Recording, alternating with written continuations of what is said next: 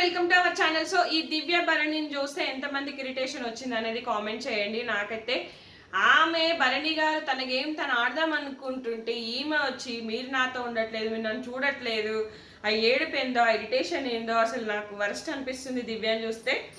ఇంకా దువ్వెల మాదిరి అండ్ కళ్యాణ్ వీళ్ళలో తప్పెవరిది? నేను ఆల్రెడీ వీడియో కూడా చేశాను.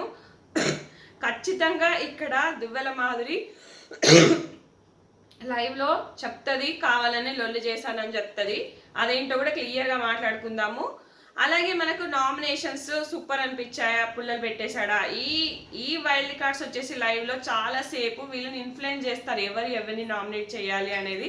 అది సూపర్గా ఉంటుంది. అవి కూడా డిస్కస్ చేద్దాం, 1 by 1 వెళ్ళిపోదాము.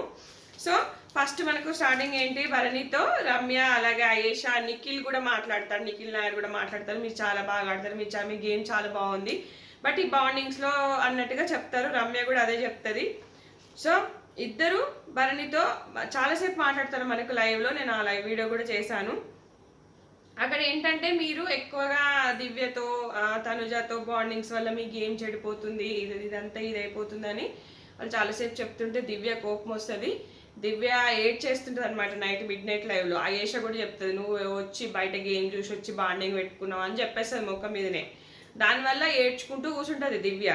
అలాగే మళ్ళీ దివ్య ఏం చేస్తుంది భరణితో వీళ్ళతో, అంటే నేను కూడా చెప్పాను కదా మీకు ఫస్ట్ బాండింగ్స్ వల్ల మీ గేమ్ పోతుంది అని చెప్తుంది అనమాట.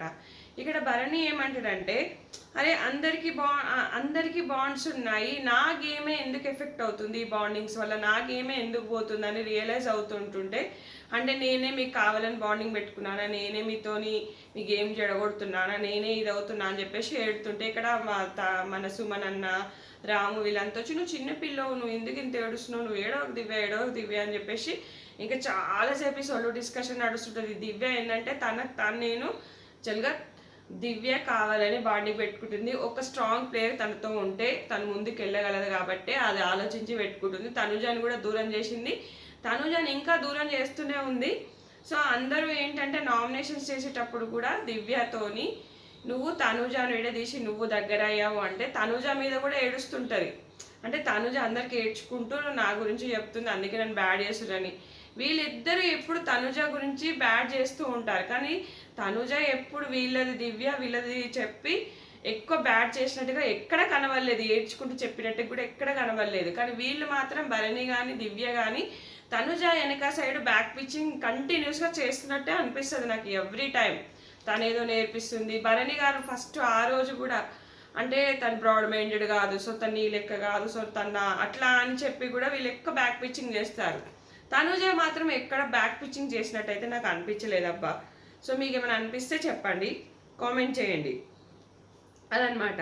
సో రమ్య సంజనాతో మాట్లాడుతుంది, మీరు 15 మంది మీకు ఆ ఎగ్గు గురించి దాని గురించి అందరు మీకు అపోజిట్ మాట్లాడినా మీ తరపున మీరు సైలెంట్గా ఒక పాయింట్ చెప్పేసి హాయిగా మీరు సైలెంట్గా కూర్చుంటారు, కానీ అప్పుడు అసలు ఎప్పుడు ఏడవలేదు. ఇప్పుడేమో ఊరికే ఏడుస్తుంటే నాకు ఎందుకు ఏడుస్తున్నారా అన్నట్టుగా అనిపిస్తుంది.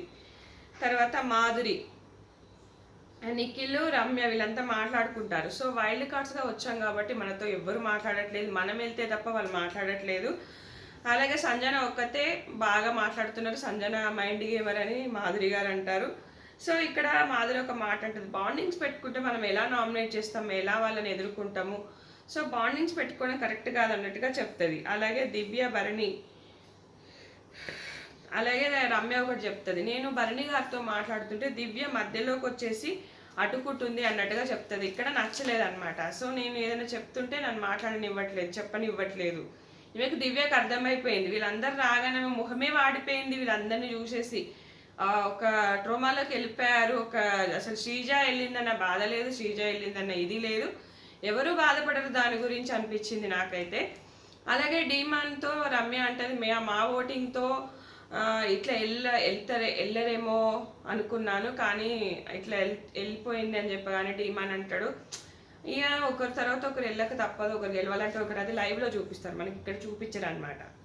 ఇక తర్వాత వీళ్ళ లొల్లి విషయానికి వస్తే యాక్చువల్గా మనకు లైవ్లో ఇంకా కొంచెం ఉంది, ఆ మ్యాటర్ ఇక్కడ మొత్తం ఇవ్వలేదు. మార్నింగే వీళ్ళు అనుకుంటారు, ఏంటి స్నానానికి వెళ్ళిపోయింది, వంట లేట్ అవ్వదా, టిఫిన్స్ లేట్ అవ్వవా అని అనుకుంటారు. మరి ఏంటో ఏమో స్నానానికి వెళ్ళిపోయింది, నేనైతే నైట్ స్నానం చేసేసి పొద్దున వంటకాడికి వచ్చేదాన్ని అంటే నైట్ స్నానం చేస్తే పొద్దున ఫ్రెష్ అయిపోతాయి, పండుకుంటేనే కదా జెమ్స్ అన్ని క్రియేట్ అవుతాయి. సో స్నానం చేసి చేయడం ఎవరి పద్ధతి వాళ్ళది. సో ఆమె పద్ధతి బాగుంది, అలాగే చేస్తా అన్నది. కానీ ఈలోగా కుకింగ్ మానిటర్గా దివ్య ఏం చేయాల్సింది అంటే అక్కడ బీన్స్ ఆట అన్నీ తీసి పెట్టేసి మిగతా ముగ్గురు ఉన్నారు కదా వాళ్ళకి చెప్తే సరిపోయేది. కానీ ఈమె ఏమంటుందంటే మెయిన్ చెఫ్ కదా, మెయిన్ చెఫే చూసుకోవాలి కదా, నేను ఎట్లా చెప్తా అంటది. కానీ ఈమె కుకింగ్ మానిటర్గా ఈమె సజెషన్ తీసి పెట్టాల్సిన బాధ్యత ఈమెకు ఉంది. సో ఈమెది ఫస్ట్ మిస్టేక్. తర్వాత కళ్యాణ్ ఏమంటాడంటే కళ్యాణ్ కూడా అరే టైంకి ఉండాలి, ఫుడ్ టైంకి రావాలి, ఇట్లా ఉంటే నడవదని చెప్పేసి ఈమంటది, ఈ కళ్యాణ్ అంటాడు. తర్వాత స్నానం చేసి వచ్చి అక్కడ ఒక కూర్చుంటుంది. ఆ స్నానం చేసి వచ్చి కూర్చున్నాక కిచెన్ డిపార్ట్మెంట్ దగ్గర ఎవరు ఉండరు అనమాట. సో ఎవరు ఉండకపోయేసరికి ఆమె చాలాసేపు వెయిట్ చేస్తుంది పాపం, చాలాసేపు వెయిట్ చేస్తుంది. తర్వాత రుమనను వచ్చి కట్ చేస్తాడు, తర్వాత హెల్ప్ చేస్తుంది, తర్వాత అన్న అవుతుంది. తనుజ కూడా ఆట కలుపుతుంది. తనుజ అని కూడా అడుగుతుంది దివ్య.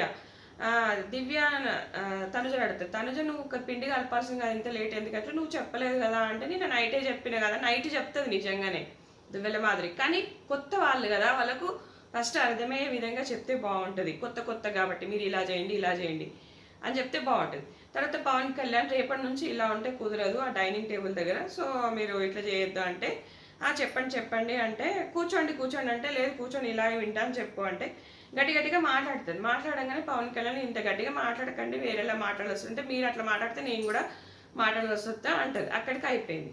తర్వాత మళ్ళీ కుకింగ్ దగ్గరికి వెళ్ళి ఇక్కడ కావాలనే లొల్లి క్రియేట్ చేసింది దువ్వెన మాదిరి.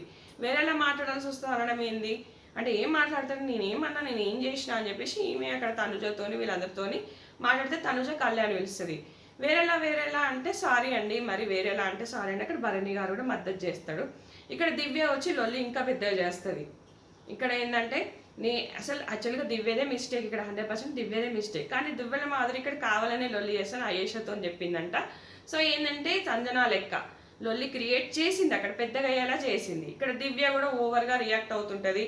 అంటే టమాటాల గురించి దాని గురించి నన్ను అరిచింది, అందుకే నేను ఓవర్గా రియాక్ట్ అయినా. అక్కడ భరణి గారు సంజాయిస్తాడు. ఇక తర్వాత భరణి దగ్గర పోయి దివ్య ఏడుస్తూ ఉంటుంది, మీరు నన్ను చూడట్లేదు, మిల్క్ షేక్ మీరే కలుపుకుంటారు, మీ ప్రోటీన్ మీరే, యాపిల్ మీరే కట్ చేసుకుంటారు, అన్ని మీరే చేసుకుంటారు అని చెప్పేసి ఏడుస్తూ ఉంటుంది. తర్వాత పవన్ కళ్యాణ్ వస్తాడు, ఇక ఇద్దరు మాట్లాడతారు, ఈ లొల్లి గురించి కాదు మాది వేరే లొల్లి అని చెప్తుంది. ఇక ఇదంతా అనమాట. ఇంకా లైవ్లో చాలా మాట్లాడుకుంటారు, ఇంకా నామినేషన్స్ గురించి దాని గురించి దీని గురించి చాలాసేపు డిస్కషన్స్ అవుతూనే ఉంటాయి. ఇక తర్వాత నామినేషన్స్కి వచ్చేసరికి ఫస్ట్ నిఖిల్ తనుజకి ఇస్తాడు, బాల్ బాగా పట్టుకుంటాడు, మంచి గేమర్లా ఉన్నాడు అనిపించింది నాకు. లైవ్లో ఇంకా చాలా జరిగింది. గౌరవ్ గుప్తా తెలుగు రాకుండా ఆ తెలుగు నేర్చుకునే పద్ధతిలో చాలా క్రియేట్ చేశాడు, బట్ అది మనకి ఎపిసోడ్లో ఇవ్వలేదు. తనుజ రాముని అండ్ సుమని చేస్తుంది. రాము ఏంటంటే క్యాప్టెన్సీ విషయంలో భరణి గారికి ఒకలాగా సంజన గారికి ఒక న్యాయం, సో నువ్వు అందరికి ఒకేలా ఉండట్లేదు అని చెప్తుంది. సుమన్కి ఏమో అందరితో కలవండి, అందరితో కలవడం అంటే ఎక్కడ మీరు స్టాండ్ తీసుకోవట్లేదు, ఎక్కడ మంచిగా మింగిల్ అవ్వట్లేదు, మీ పాయింట్ మీరు పెట్టట్లేదు అని అంటే ఇక్కడ సుమన్ గారు కూడా సుమన్ గారు ఇచ్చి పడేస్తారు తనుజ గారికి. సో నేను బాగానే ఆడుతున్నాను, రోజు లొల్లి పెట్టుకోవాలి ఆడాలంటే, నువ్వు లోన్లీగా ఉన్నప్పుడు కూడా ఫస్ట్ తినిపించింది నేను అని చెప్పేసి తనంతా డిఫెండ్ చేసుకుంటాడు. సో అలాగే రమ్య గెలుచుకొని రాముకి ఇస్తుంది. ఏంటంటే ఇక్కడ చాలా డిస్కషన్స్ అవుతాయి, ఒక్కొక్కరికి ఇన్ఫ్లుయెన్స్ చేస్తూ ఉంటారు మనకి లైవ్లో. సో నేను మీకు బాల్ ఇవ్వాలంటే మీరు వీళ్ళని నామినేట్ చేయాలని చెప్పేసి. సో రమ్య రాముకి ఇస్తే డిమాండ్ రీతు బెలూన్ది అదే టాపిక్ అదే కంటిన్యూ అవుతుంది. సో అలాగే దువ్వాడ మాదిరి కూడా రీతుకి ఇస్తుంది, భరణిని దివ్యాన్ని చేస్తుంది. ఇక భరణికి ఏంటంటే మీరు అమ్మాయిలు క్యాప్టెన్ అవ్వాలని అనుకున్నారు, కానీ అమ్మాయిలు నేను అయినప్పుడు నాకు సపోర్ట్ చేయలేదు అన్నట్టుగా చెప్తుంది. అలాగే దివ్యకి ఏంటంటే ఫుడ్ విషయంలో బాగా మాట్లాడుతుంది ఇక్కడ, అది మనకు ఎపిసోడ్లో రాలేదు. సో లైవ్లో ఫుడ్ విషయంలో మీరే ఫుడ్ క్యాప్టెన్ కాబట్టి మీరే అన్నీ తీసి పెడితే బాగుండేది, అక్కడ మీరు తీసి పెట్టలేదు.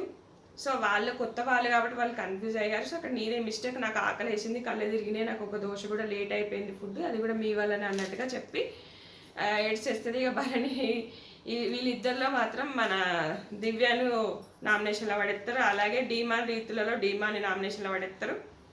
అలాగే రాము సుమన్లలో సుమన్ని నామినేషన్లో పడేస్తారు అనమాట. సో ఇంకా కంటిన్యూగా అవుతున్నాయి, రోజు రచ్చ జరిగేలా ఉంది రేపటి ఎపిసోడ్. ఇది ఫ్రెండ్స్ ఈ వీడియో నచ్చితే ఖచ్చితంగా లైక్ చేయండి, ఫాలో అవ్వండి. Thanks friends, thanks for watching.